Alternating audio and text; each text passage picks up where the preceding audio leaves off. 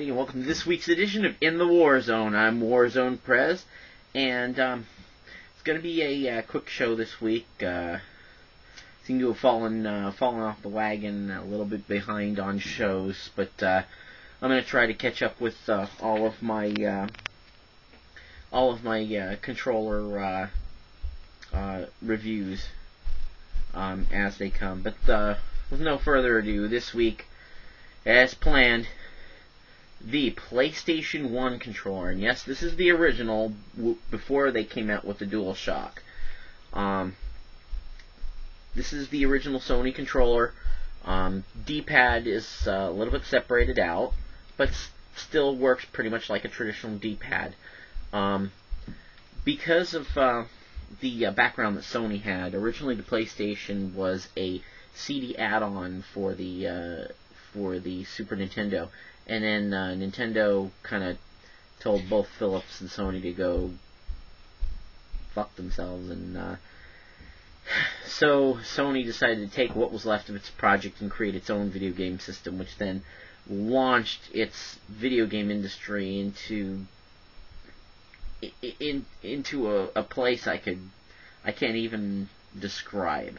But this was pretty much it. The controller design, it's an ergonomically designed controller. It feels very comfortable in the hand. In fact, over the course of PlayStation 2 and PlayStation 3, the actual shape of the controller hasn't changed at all. That's how comfortable and natural it feels holding this controller in your hands. You have your D-pad, your select and start, and 4 buttons. The layout is almost identical to the Super Nintendo controller. The only big difference, of course, being the shoulder buttons. Instead of just a left and a right button, there are L2 and R2 buttons. 2 shoulder buttons on each side. And for those of you, and I know you have played PlayStation games, having your fingers up here doing the extra work is actually quite comfortable. Very, very natural feeling. Shortly before the PlayStation 2 came out, Sony redesigned the controller and added 2 analog sticks to it, as well as a vibration motor in it, hence the name DualShock controller.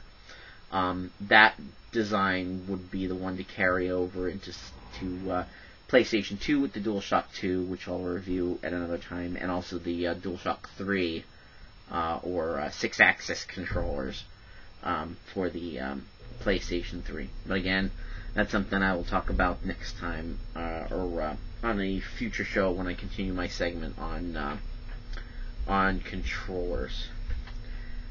And now, my next segment, I really want to go on a little bit of a rant here. Two big things I wanted to kind of just rant about before I start the Gamers Playpen show tonight.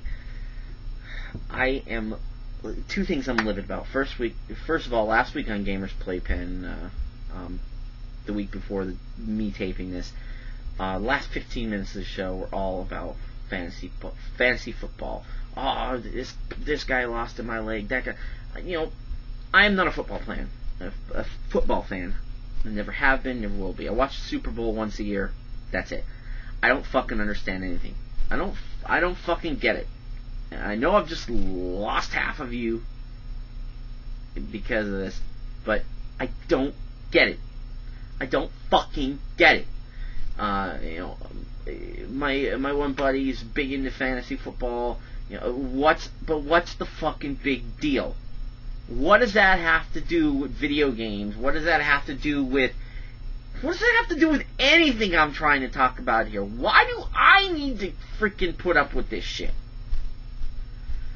And I've just had it up there at fantasy football. You guys can like it. You guys can do whatever you want with it. Me, not my cup of wax. The other thing I want to rant about, and this is going to be a pet peeve of mine coming into World of Warcraft Cataclysm. What the fuck are they taking away the portals in Shathra and Dalaran for? I understand you don't want everybody hanging around all the old areas like there's some sort of like gateway to anywhere. Oh yeah, we want everybody to go back to their home cities and rediscover the world. Blah blah blah blah. We want everybody to walk. And have you ever ridden a fucking boat? Have you ever ridden a fucking boat in that game?